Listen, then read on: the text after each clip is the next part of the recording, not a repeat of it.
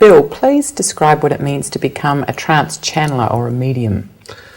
Well, that basically means you are trained to develop the ability, supposedly, to communicate with departed human beings, dead people. And this is something that people want. It's not like that movie, The Sixth Sense, where the kid was scared to death because he was involuntarily seeing dead people. And there's many, they're called spiritualist churches. They have other terms they use where people actually, that's their service, their church service, is people come to these little churches and they sing some hymns, and then the medium, who's usually the minister of the church, gets up there, and she will have like a spirit guide, or he, who will come and be like the master of ceremonies. And the spirit guide will say, okay, dear old Uncle Harry is here and wants to come and talk to his nephew, or Grandma, Hoosie Fratzel is here and wants to talk to her grandson. And then the voice changes, and supposedly these different personalities come through, and they talk, and quite often there's different sounding voices and stuff, and sometimes they will actually share stuff that supposedly only the person who is departed would know. And that's essentially the basis of the spiritualist religion.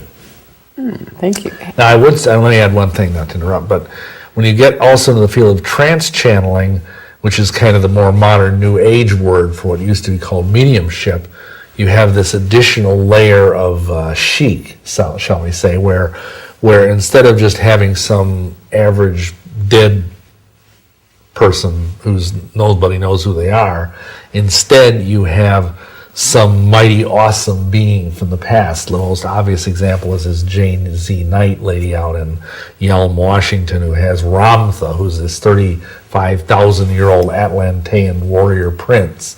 You aren't just channeling this whole thing was kind of started by Madame Blavatsky, who began like channeling ascended masters. And that's kind of an octave higher in terms of the pretension of it, that instead of just having regular old dead people, you're channeling these immortal beings that are like semi-gods. Okay. How and why did you become a spiritist medium? Well, early on, both my wife and I, and our once we kind of got together, we ran across this really very, very sweet, very intelligent lady who was a professor at University of Northern Iowa, who was the head of a spiritualist church. Her name was Barb Selwa. And we got in touch with her, and she said, well, you guys ought to, come into our organization, partly because we were interested in mediumships, because we knew, like, for example, Sybil Leek, who was one of the very famous early pioneers of witchcraft, was also a medium. She used to work with the famous ghost hunter Hans Holzer, as a medium. So you thought, well, that would fit, to be a witch and a medium. And plus, it would give us a tax umbrella. She had a 501c3 tax organization that we could thereby accept free will offerings from people. So we took courses from her. There was a whole course of study, and she basically trained the both of us to be mediums. And we used it for our own, what we thought at the time was spiritual development, to communicate with these high-level beings, and we each had 3 or 4 ascended master spirit guides that would give us all this, profound spiritual instruction and everything. And so it was intended to be a way that we could help ourselves and others that we would give readings for to grow spiritually and to understand their karma and their past lives and all that kind of stuff. Okay, and how long were you a medium for? Probably about 15, 14 years. Okay, and do people really channel dead people, or is it a ghost, or what? Well, the Bible to me seems pretty clear that except in most extraordinary circumstances, there's no communication between the living and the dead. There's a gulf between us. So what my belief, and I think it's based on scripture, is that these entities that are coming through, that are speaking, whether they're supposedly ascended masters or whether they're departed loved ones, are actually familiar spirits, what the Bible calls familiar spirits. And people shouldn't be surprised because, a demon spirit would know everything about a person's intimate life. So they could reveal all sorts of information through this medium, and oh wow, this guy is really communicating with the departed. But actually, I believe they're mostly familiar spirits that are doing the communicating. I have no reason to believe that any genuine dead person ever communicated with a living. Okay, thank you. So what would happen during a normal session of channeling? Well, for us, we'd have a bunch of people, sitting around in chairs in a circle. And we'd start out amazingly, singing some very nice old Protestant hymns, like the old Rugged Cross or Walk in the Garden or Amazing Grace or something, to kind of raise the vibes, And then the medium who was presiding would go into trance. And this would involve basically a lot of heavy breathing, and we were trained that you would breathe in the spirit, like almost you're doing pranayama, and let him or her fill your etheric body, and so that there's this little bit of you left up here, like in what would be called the crown chakra, and the whole rest of your body is inhabited by the medium, or by the spirit. And then you would basically stand up, and it varies on how to do this, but we would stand up and walk from person to person in the circle, and the spirit guide would give them a reading, tell them things. Usually there wasn't a question and answer type of exchange. It was just like, I feel that the spirit is telling me to say to you blah, blah, blah. And then you give them some kind of message which may or may not have any way of being checked. Like if you tell someone, 5,000 years ago you were a Sumerian princess. How are you going to know that? There's no way to really check that scientifically. But that was kind of what happened. And then if there was healing needed, then the person who's channeling this spirit might even lay hands on someone and pray for them to be healed. Anyway, I'm not going to go there. There's just some interesting stories about healings in these spiritualist circles that show that they don't work very well. Okay, just tell one. Well, okay. One time I was in a circle, and I was just in training, and the lady beside me had a uterine infection, and I prayed for her to be healed, and I got a uterine infection, which is a really good trick when you don't have a uterus. But I went to the doctor, and he said, well, I don't believe this, but you're testing in your blood for, the kind of infection that women usually get in their uterus, and I've never heard of a man getting it. Wow. So it was like kind of an empathetic healing thing that went wacko. How is a dead person meant to heal someone? Well, these aren't just, you got to realize, these ascended masters aren't just dead people. They're mighty demigod, archangelic, supposed type beings, which is, not really true, but that's the belief. See, we had a hierarchy. There were what were called regular old plain vanilla dead people. Then there were spirit guides. And then you had what was called a life guide. And he was the one special spirit guide who stayed with you from the moment you were born till the moment you died, and he was more advanced. The other guides, might come and go, but your spirit guide would stay with you all through your life, and mine was supposedly a 15th century Franciscan monk named Ambrosius. Then, over your life guide, we were taught there were what were called doctors of divinity. And it has nothing to do with a theological degree. It's like a very powerful super guide who's so awesome that they hardly ever even come into your body and take you over, which is a very good thing. Because, for example, one night I had one come in and take me over, and I got about half of this head of white hair in one night, just from this guide being in. Wow. Because they just drain all the life force out of you. And I was told later by a different spirit guide that just because this mighty great doctor of divinity was in me for, say, 15 or 20 minutes, he sucked 5 years off my lifespan. Wow. Which I do not receive now that I am a Christian, but at the time, that was scared my wife very badly, because it was a very scary time. Did you decide to stop it because of it being That never scary? happened again. Right. Okay. I swelled up like a tick and ripped out of the robes I was wearing. It was kind of like that old TV series, The Incredible Hulk, where the guy would rip out of his clothes. And she didn't know what was going on, because she was sitting there kind of, helping me through this, and all of us. This is not something they prepare you for in medium school, but we got through it. But she thought I was going to die there for a while. It was pretty frightening, I'm sure. It was frightening for me, too, because there's enough of you conscious within these experiences, even though you're kind of in a dream state, that I knew that my heart was going, it was going like 180 beats a minute, and it was like I was having a seizure or something. But it was just this mighty doctor of divinity. And you'd think if they were that powerful and that mighty, they'd know enough then to come into a human body and do that to someone, wouldn't you?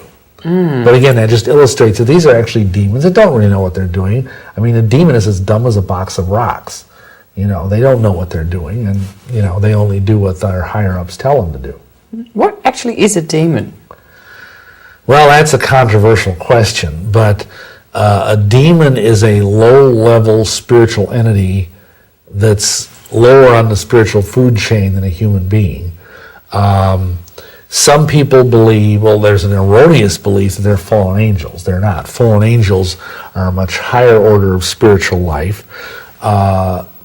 The theory I fall into in terms of a theory for what demons are is that back in Genesis 6, the fallen angels came down and had relations with human women.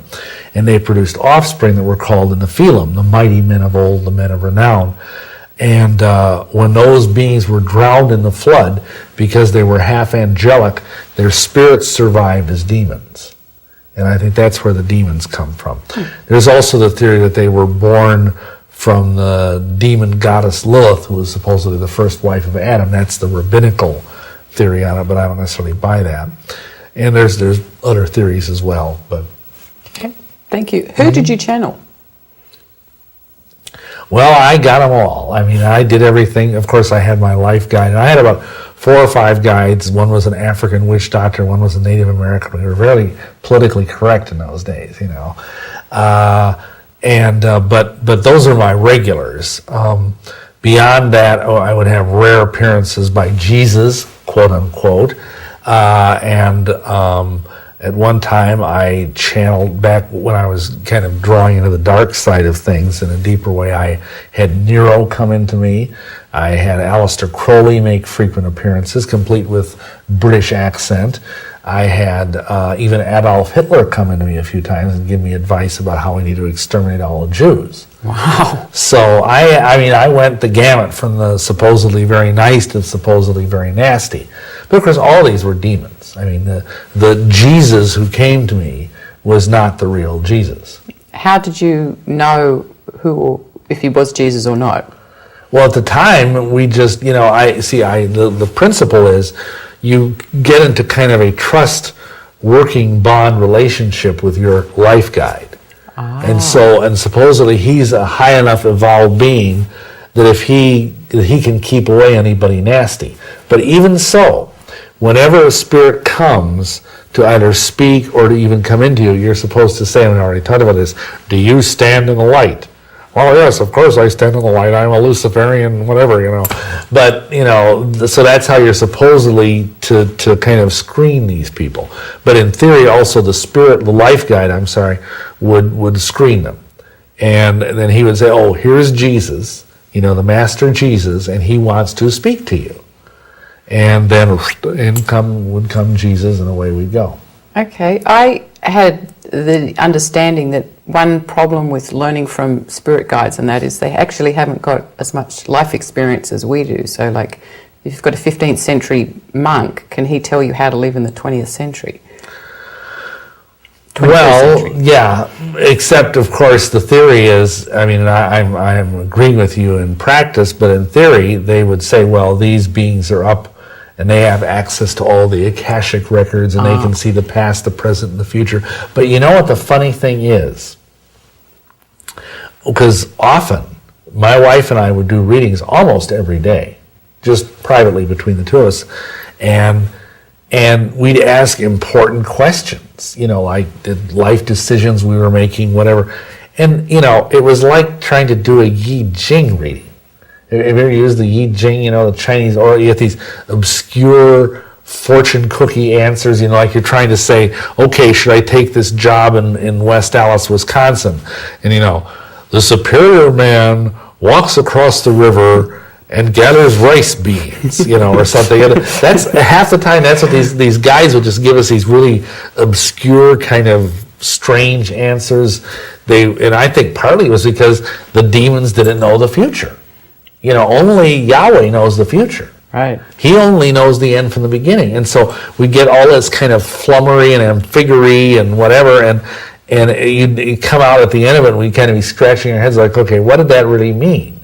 That's why if you, even though I'm kind of digressing here, but you read a lot of the works of these supposed great trance channelers, like if you read Blavatsky's writings, or even like, Elizabeth Clare Prophet or J.Z. Knight or some of these other people, it's like reading sort of intellectual pudding. You can't, it's like trying to nail jello to the wall to get a concept out of their writing, because it's all, and it's intended, I think it's intended to be like that. I think it's like the intellectual version of like kind of a koan, where your mind just sort of freaks out because you can't handle all of this vague nonsense. Okay. Ascended Masters are becoming very popular these days. What would you have to people who love, talking to John the Baptist and Jesus and all this? Well, I would just tell them there's a passage in Isaiah chapter 8 in the Old Testament where it says, why do you listen to mediums that peep and mutter, to the law and to the testimony? If they speak not according to this word, it is because there is no light in them. Now what that tells us, what does that mean? The law is, of course, the Torah, the Old Testament. The testimony is the testimony of Yeshua, Jesus Christ. So if these beings are coming through, you've got to measure what they say according to the scriptures. Because the rule is prior revelation judges later revelation. Because in Malachi 3:6, Yahweh God says, I am Yahweh, I change not. So Yahweh isn't going to say something, 5,000 years ago and then say something opposite in the 20th or 21st century. So what I tell anybody who's supposedly communicating with an ascended master, whether it's Jesus or Moses or, whoever, is, does what they say agree with the Bible? Because if it doesn't, flush it. It's that simple. That's the conclusion we came to, because the Bible is an objective source of truth upon which you can measure things. And because otherwise you're adrift in total subjectivity. You have no way of knowing, like if someone comes to you and says, oh, well, there's really 4 gods. There's Mo, Larry, Curly, and Curly Joe. And they're the supreme deity. They're the quaternity of the universe. And then you go back to, Deuteronomy 6:4, and it says, Hear, O Israel, Yahweh your Elohim is one. And so you know that the guy who says there's 4 gods is out to lunch. It's that simple. Okay, thank you. Mm-hmm. Did you ever find out who the being you channeled who said he was Jesus, did you ever find out who he really was? I really, no, I didn't. I'm assuming he was some very cunning medium level demon who was, able to do a creditable, imitation of what an average person would think Jesus would be like. Okay. Yeah. From your own experience, did channeling ever help anyone in the long run? No. Okay. I mean, I'm trying to think. I think one time I can think of, and this is in 15 years of doing this. I mean, because you give all of this vague, lofty metaphysical advice, but I think one time I had a guy, and we did a reading for him, we warned him, be very careful because you're going to fall and slip on ice. And 5 days later, he fell and slipped on ice and nearly broke his leg. But of course, it didn't really help him. No, because he still fell. Right. But everyone, oh wow, that was like a prophetic prediction. Oh, and they were just so excited about that. That doubled the attendance at our little weekly seance meeting. But no, it really, because most of the time is just like with us. If someone come to us with a concrete question, like the answers that would be given would be so vague as to be basically, because we were taught in our mediumship training that it was not our place as mediums to give people answers.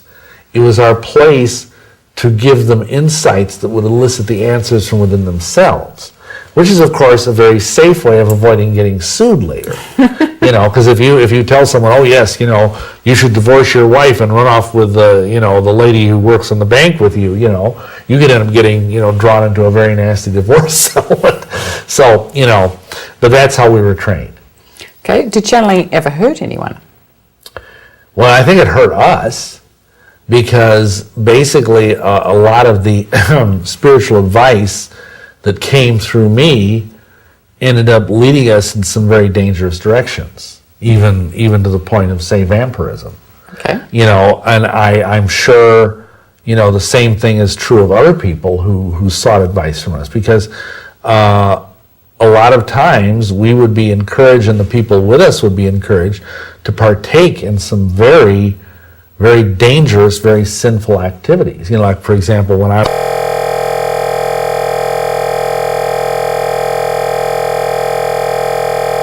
excellent for your spiritual evolution if you allow Bill to bite you in the neck and drink your very own blood. Now that's not very good advice. This was in the dawning days of AIDS.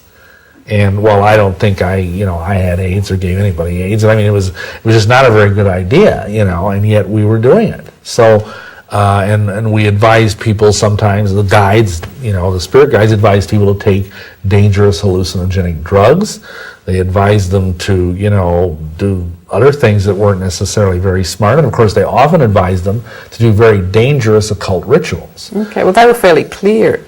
That was one time then they were really clear instructions, I guess. Yeah. Oh, okay, thank you. So, but they never gave clear instructions to do something good.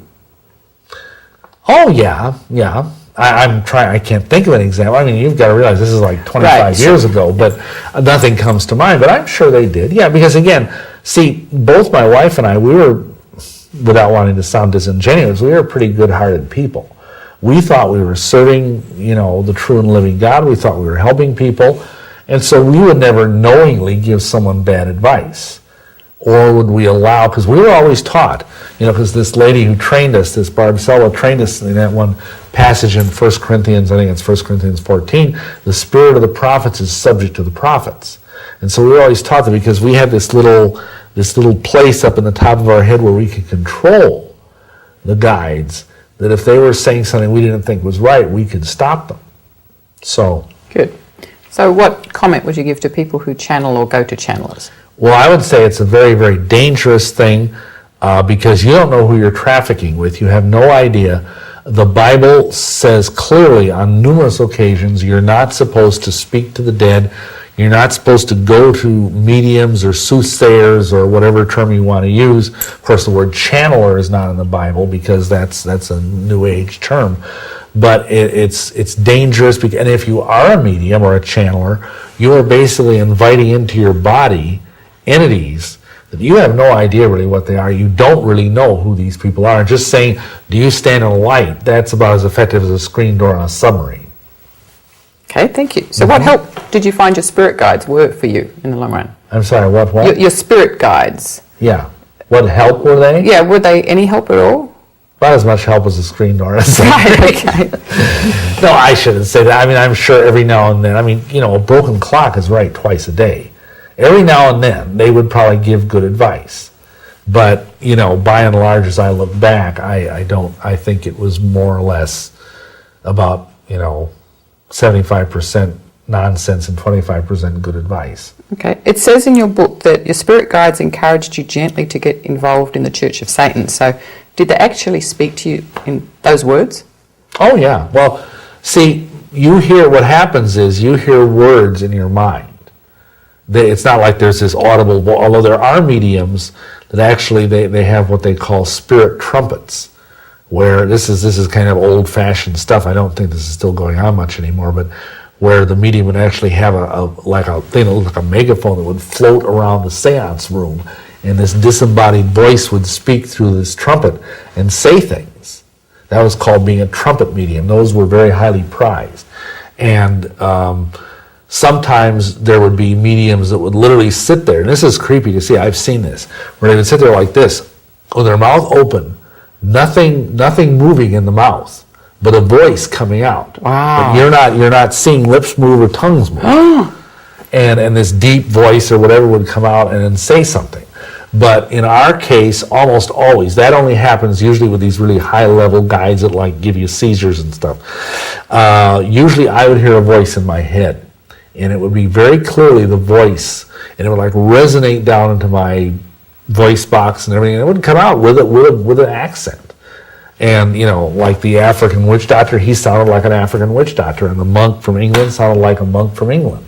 Actually, he was from Edinburgh, so he had a faint Scottish accent. But anyhow, yeah, and I would hear these voices, and in that case, I forget what you asked. Did they tell me to do? Join the Church of Satan. Yeah, I was. Because most people don't think spirit guides would say that kind of thing. They would tell me, I would get the initial nudge in this case, like from the fellow that ran the occult bookstore there in Milwaukee at that time.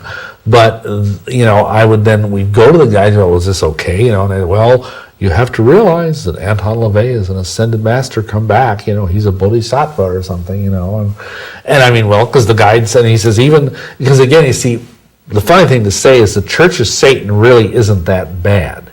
It's bad, but compared to hardcore Satanism, we used to call it comic opera Satanism. It's not really, serious Satanism. They don't even believe in the devil in the Church of Satan. So joining the Church of Satan was not as huge a metaphysical step as you might think. I see. Okay, well, a lot of people also like talking to angels and getting advice from them. What do you think if that's a good idea? Well, I really don't see the point in talking to the middleman when you can talk to the boss. And are all angels good is kind of where my question's leading. Well, yeah, no, all angels aren't good. Right. The problem is there are fallen angels, and we are warned in the Bible against cultivating a worshiping of angels or I think a lot of this stuff is sort of unhealthy that's going on today, like Doreen Virtue or whatever her name is, and some of these other people that are telling people, you've got to talk to your angels, and they have angel cards and angel this and angel that. And we're warned against that kind of thing because angels don't exist to glorify themselves, good angels. Good angels will only direct your worship and your questions and everything else to the Almighty. Only an evil angel will encourage that sort of devotion and worship or whatever, because worship only belongs to the Almighty, Yahweh in heaven. It doesn't belong to some, dippy little angel. Angels are they're awesome beings, but compared to the Almighty, they're navel-limbed. So when we have the right as believers to have the Ruach, this Holy Spirit, live within our hearts, and we can talk to Him, why mess around with some dumb angel? It's like, why go to middle-level management when you can go to the top? Sure. Thank you. Mm-hmm. What is a Freemason? That was a radical change of subject. A Freemason is a member of probably the world's oldest organized secret society. ancient and accepted Freemasons, ancient free and accepted Masons, and they've been around basically in an organized way since the early 1700s. And nowadays, there's I think about 2.5 million Masons in America. They're kind of a dying breed, thankfully. Right now, the average age of a Mason in this country is 70. And they're not getting a lot of new members, and of course they're dying off as things happen. So it's really dwindling in membership. I don't know which is going down faster, the membership of the Catholic priesthood or the membership of the Freemasons. But anyway, Masonry is, they say Freemasonry is a system of a system of morality veiled in allegory. That's their definition, which is typically vague and nebulous. What it is, it's basically a system of 3 degrees that's based on the old stonemasons guild. Kind of like, even today we have like trade guilds, like for carpenters, stonemasons, plumbers, whatever. Well, that's what the Freemasons were originally. They were the medieval stonemasons guild that worked and built the cathedrals. But nowadays, almost no Freemasons are actually stonemasons. I've only known one that was actually a real stonemason. Most of them are just businessmen or whatever, and they're just in the lodge for whatever reason. Okay, why did you become a Freemason? Well, because the Grand Master Druid of North America told me to. Secondarily, because my spirit guides told me to. Okay, which spirit guide? You're the monk from... Yes. Okay. Yes. And I should elaborate slightly on that. We were, especially by this Grand Master Druid, he himself was a 33rd degree Mason. And he said that a lot of really good occult information could be found within the Masonic Lodge, and that it was a place where a lot of occult adepts did gather, sometimes clandestinely, under the cover of being other things, but they would actually be a high-level occultists who were also Masons. And if you look at a list of most of the prominent occultists of the 20th century, you'll find that almost all of them were Freemasons. Okay, how did you get to meet that Druid? Well, we were starting up as witches, my wife and I. That I think at that time we weren't married; we were just good friends. And the guy, the same fellow who had this occult bookstore in Milwaukee, he heard about this Grand Master Druid, that he had finally, because this omen had appeared in the heavens, this prodigy of stars had congealed in the heavens in 1971. He was told that the age of Aquarius was then dawning. And so supposedly, this is a story, supposedly it was time for him to come down out of the hills of Arkansas, where he and his family had been practicing Druidry in this country for a couple hundred years as Scottish immigrants, to come down out of the hills and start teaching the science of Druidism to the masses. So he apparently, I suppose what he did is he contacted various occult bookstore owners in large cities throughout the country and made arrangements to come and speak. And this guy who was a friend of ours, he invited us up from, we were living at that time in Dubuque, to come up and hear this guy speak. And he was extremely impressive. And in his own way, very powerful. But so that's how the relationship, and eventually he ended up somehow or other convincing us we needed to go down to Arkansas up in the mountains and study personally with him for like 3 or 4 months, and we did so. And he became high priest in the Druids. So that's and it was during the course, he didn't really tell everybody that he met, oh, you got to be Freemasons. But he told the people who were in the high priesthood of his organization that would be a good thing to do. Okay, and how long were you a Mason for? 9 years. And how high up did you go? Well, I went through the typical Blue Lodge degrees, went through York Rite all the way up to the Knights Templar Commandery, went through the Scottish Rite all the way up to 32nd degree, and at that time, then I was considered worthy to get into what is called esoteric Freemasonry, which most American Masons don't even know exists. And in that organization, I was admitted into the Rite of Memphis Mitzrayim, and I went up to 90th degree, which a lot of Masons, if they even hear that, they will, their false teeth will fall out of their heads. But there are actually at least 97 degrees in the higher level esoteric rites. From your experience? From my experience. I've actually heard there's 360 degrees with Satan at the top. Do you know if that's I true or have not? no idea if that's true or not. I have heard that too, but for my information, I can only speak to that there's 90. Right. And were you surprised when you found that there were more than 33 degrees? No, not really. See, here's how this works. When I went through the Masonic rituals, I had the spirit guides in my ear whispering things, telling me to do things, telling me to answer certain things in certain ways. Because I did that, I was identified by the leadership of the Grand Lodge of the state of Wisconsin that I was someone a little bit extraordinary. And the spirit guides kept prompting me with these things. And I knew, before I was even asked, that there was a rite of Memphis Mizraim because the spirit guides told me so. Wow.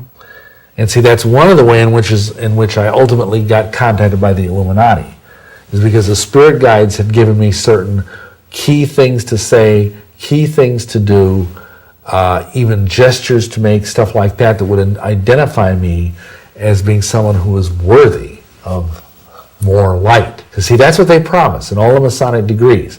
They say, you get light, you get further light, you get more light. And of course, where does this light come from? Well, if you read the writings of the Masonic leaders, that comes from Lucifer. And how many Masons know that?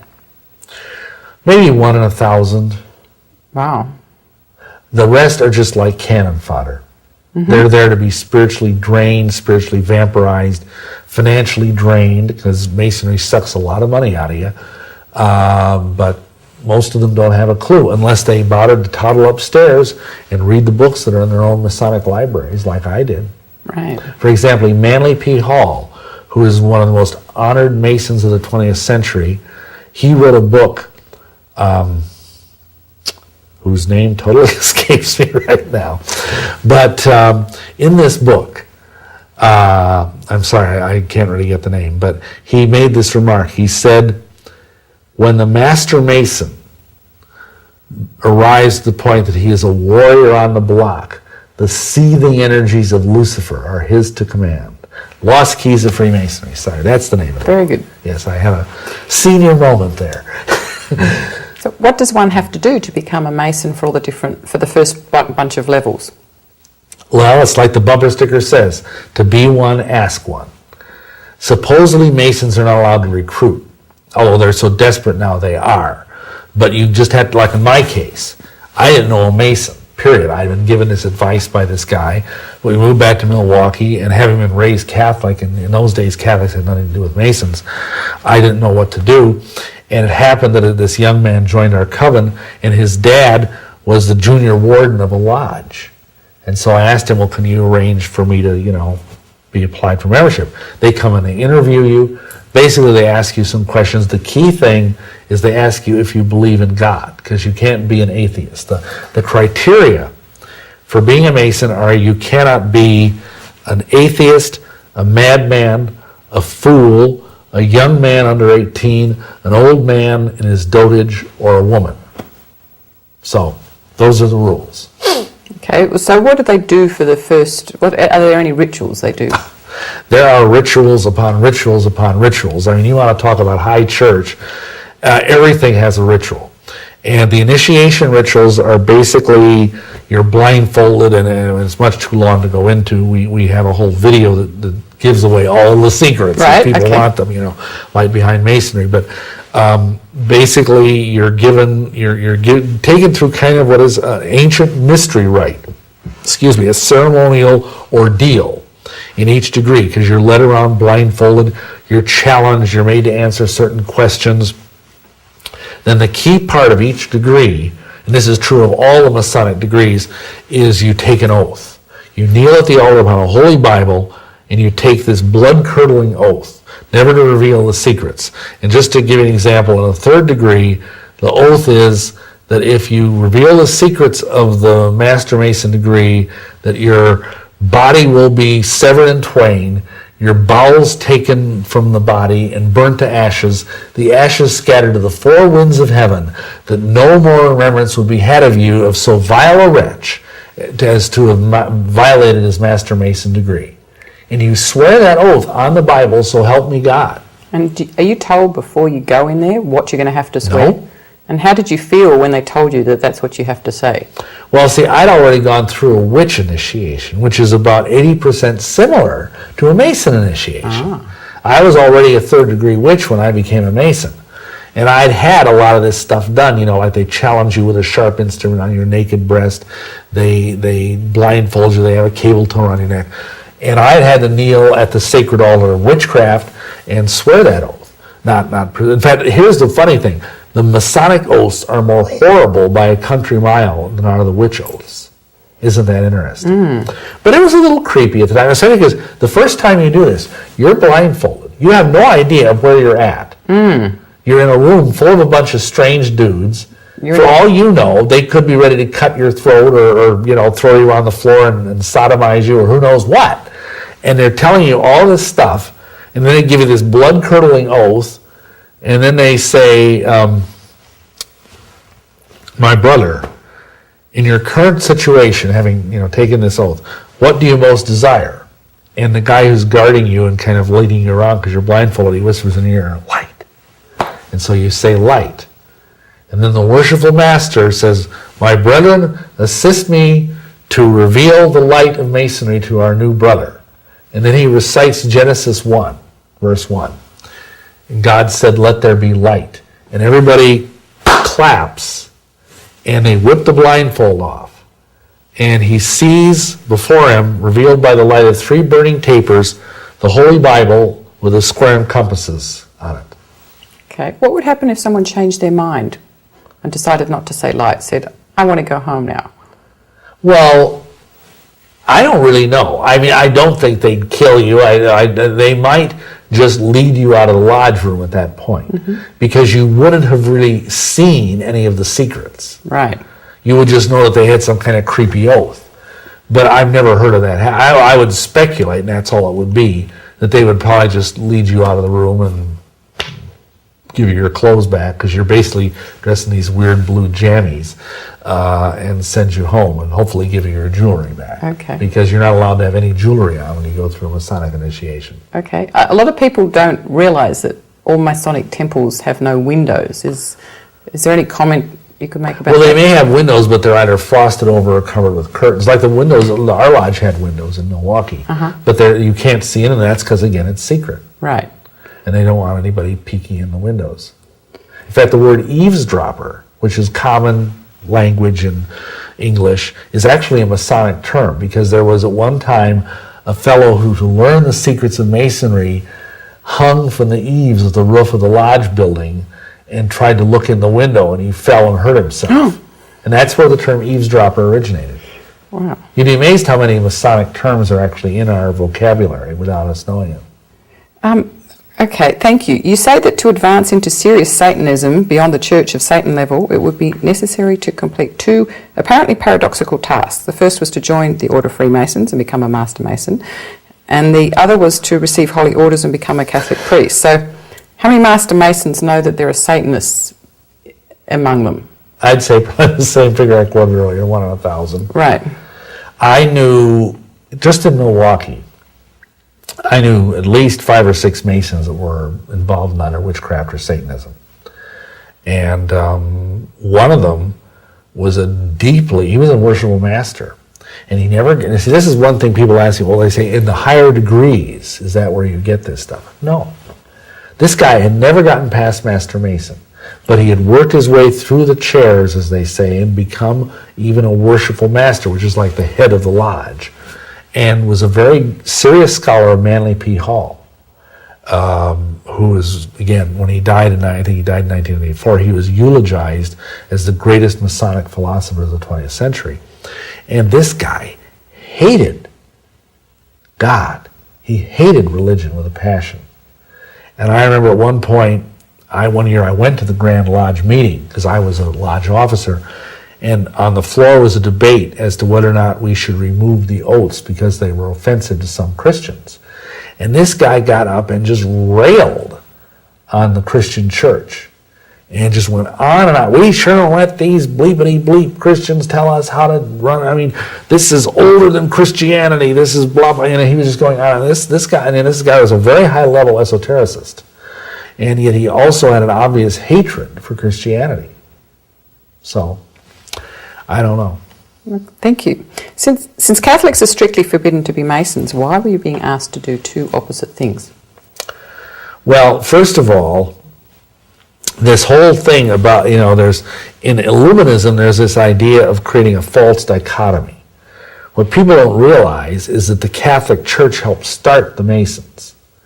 And that, for example, the Scottish Rite, most of the degrees in the Scottish Rite were written by Jesuits.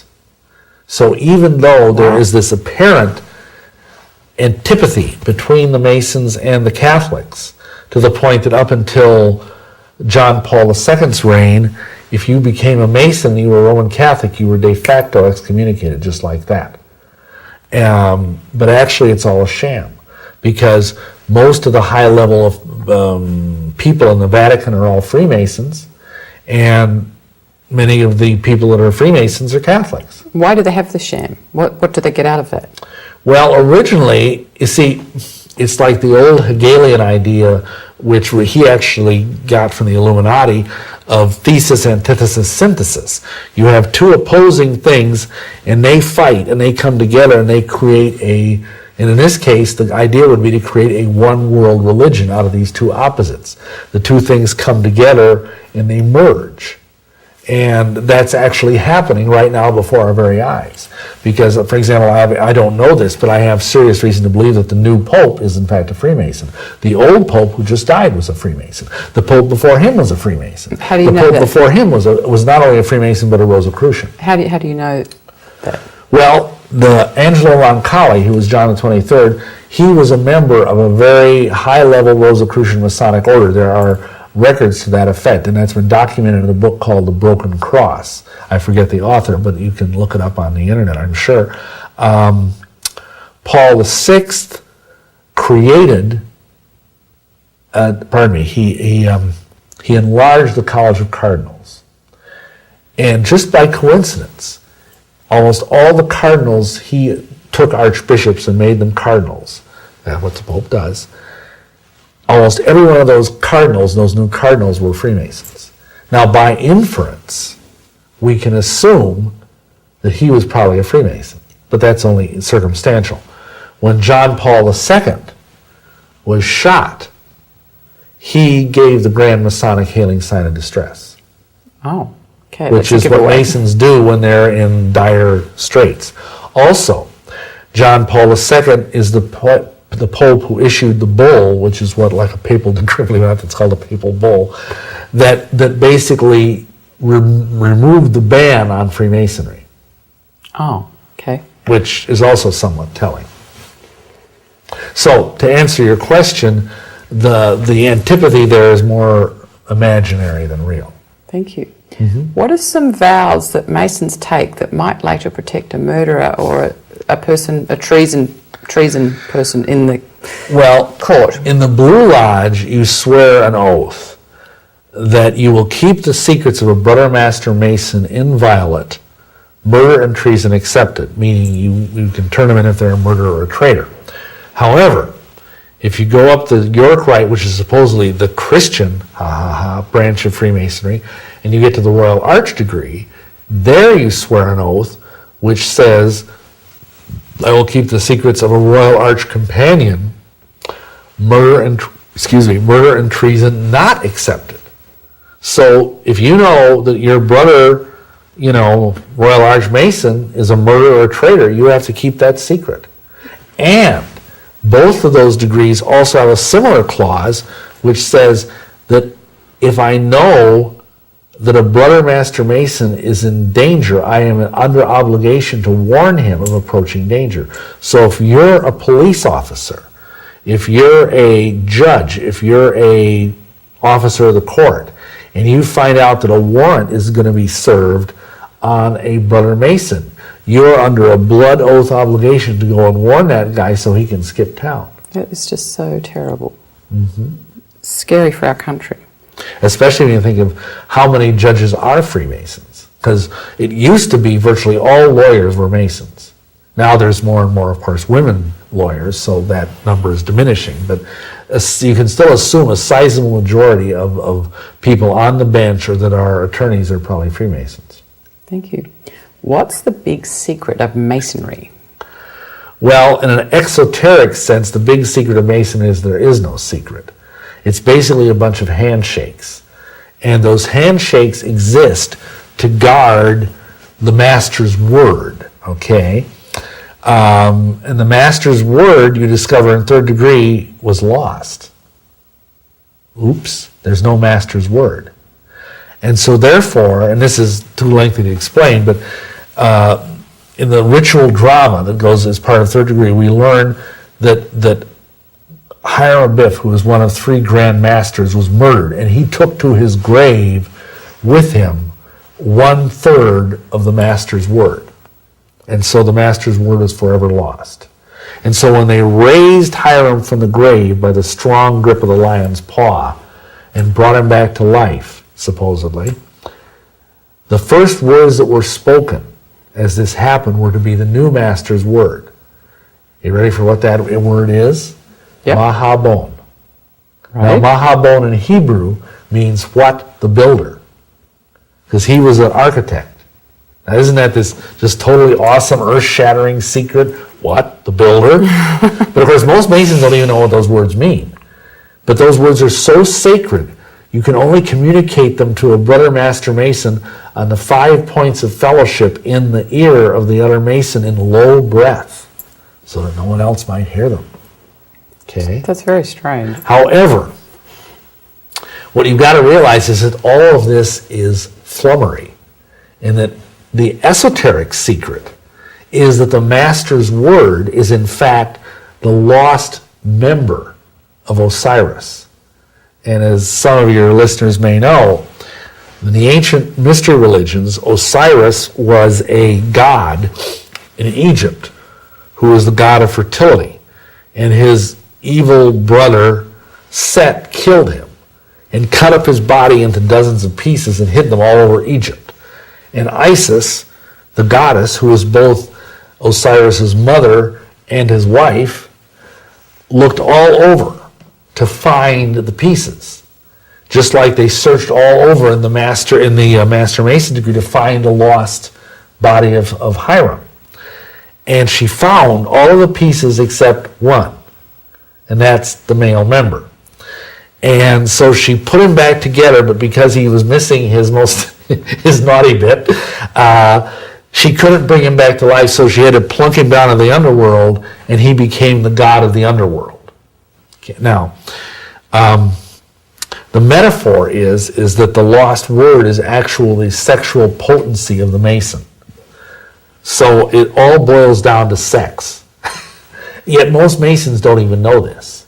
They don't understand, for example, the monument that was supposedly erected at the tomb of Hiram Abiff was a broken column with a beautiful maiden weeping over it, and behind her is Father Time plaiting her hair. Now think of that. What's the broken column? It's a phallic symbol. The weeping maiden is Isis, and Father Time is Kronos, the Saturn Titan in Saturn. Who is Saturn in Egyptian mythology? He's Set, the god that murdered Osiris. It's all right there. That's why when a Master Mason is in dire, dire trouble, like the Pope was, he will cry out, "O Lord my God, is there no help for the widow's son?" Because Hiram Abiff was the widow's son. Well, Isis is the widow. See, it all goes back to ancient Egyptian mythology. Wow. So the actual secret is that Masonry is a sex cult. Wow.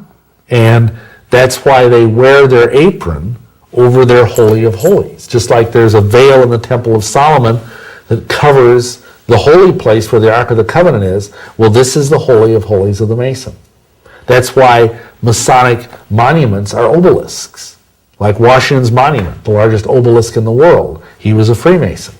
It's a giant phallic symbol. It's all there for everyone to see. That Nobody is what the Masons mean by resurrection. Wow. If you go to a Masonic funeral, they talk about the sure and certain hope of the resurrection. When they say that word, they don't mean what all the nice, Christian people sitting in their chairs think they mean.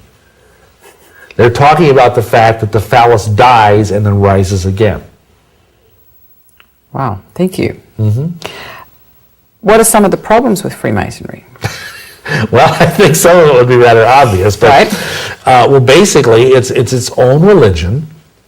It's a religion which does not honor Yeshua, Jesus Christ, and it is a religion that demands people that they do things that are contrary to the commandments of God. And let me explain that. The oaths that I've already mentioned that you have to take, even as an entered apprentice, the lowest degree, are blood-curdling. You swear that you will have your throat cut from ear to ear and your tongue torn out by the roots to be buried in the sands of the sea. And obviously that's going to involve a certain amount of death, And the problem is that, first of all, you're swearing that oath on a Bible in the name of God. Now here's the deal. Yeshua said in Matthew chapter 5, 34 to 37, that we're not supposed to swear oaths. And that is also repeated by James in chapter 5, verse 12. That he says, above all things, my brethren, swear no oaths. So just right there, if you're a Christian and you're a Mason, you've just broken one of the commandments of your Lord and Savior. Okay. Additionally, the Mason might say, these oaths don't mean anything. Well, then you're taking the name of the Lord in vain because you're swearing a false oath. Additionally, you're swearing an oath where you're swearing that you will have your body, which is a temple of the Holy Spirit, if you're a Christian, be mutilated and killed in some horrible way. So you're actually breaking 3 of the 10 commandments right then and there. Plus you can't go home to your wife and tell her about it. No, it's all secret from your wife. You can't tell your wife, you can't tell your family. And plus, the other thing that, you see, I have an excuse. I was a pagan when I went into the Masons. Most Masons aren't. Most Masons are some kind of, Lutherans, Baptists, Methodists, whatever.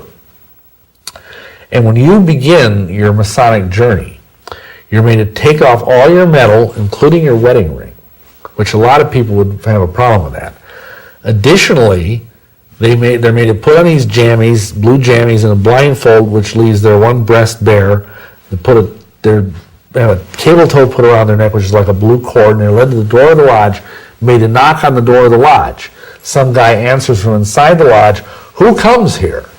And the fellow who's your conductor answers for you and says, "Mr. Bill Schnoebelen, who has long been in darkness and now seeks to be brought to light, to receive a part of the rights and benefits of this worshipful lodge erected to God and dedicated to the holy saints John, as all brothers and fellows have done before him." Now what's contained in that, if you're a Christian? You're saying you have long been in darkness and now seek to be brought to light. Mm-hmm. And you have Yeshua HaMashiach, Jesus Christ, the light of the world, in your heart. And yet you're in darkness. You've just denied your Lord and Savior. Now, if I was a pastor or a deacon or even a Christian layperson that knew more than word 1 of the Bible, I would at that point say, "I'm done. Give me my clothes back. Give me my jewelry back. I'm out of here." But 40,000 Southern Baptist pastors are Freemasons. Wow. And I don't mean to pick on that denomination. There's other examples. I mean, most any denomination is rife with Freemasons. It's also hard to believe that so many important, powerful people have been through such strange things. Yeah. Many, I think it's 17 presidents have been Freemasons. Many of our founding fathers are Freemasons. And they go through this partly because it's sort of expected. It's very hard to rise to political power in this country unless you are a Mason or something worse, like our current president, who is a member of Skull and Bones, which is an even worse fraternity. Of course, it's related just to Yale, and it's a much more elite fraternity, but it's nevertheless very spooky, as you might know by the name. Right. Am I right in saying that you believe that cases of sexual abuse, particularly with children, are much more likely to happen if there's a Mason in the family? Yeah, not only just with children, even with female adult women being raped and so on. But yes, we, in our experience with counseling, probably probably crowding 2,000 clients now over the years. Wow, it's a lot. That we have seen literally hundreds of cases where children allege they have been sexually molested either within Masonic lodges or else by Masonic grandfathers, Masonic parents, whatever. And I believe there's a real significant spiritual reason for that. Because Masonry worships Baal. See, Baal and all those pagan gods that surrounded Israel in the Old Testament, they were all phallic fertility gods. And if you worship, knowingly or unknowingly, sex, then sex is going to come back and start corroding your soul. And you're going to start having improper sexual thoughts coming to you from demon spirits. Because when you kneel at that altar, you basically place yourself under the headship of the false god Baal, even if you're a Christian. And so you've got one knee on the altar of Yahweh God and one knee on the altar of Baal. And that doesn't work. You're going to end up destroying your family, spiritually, if not every other way. I see, yes.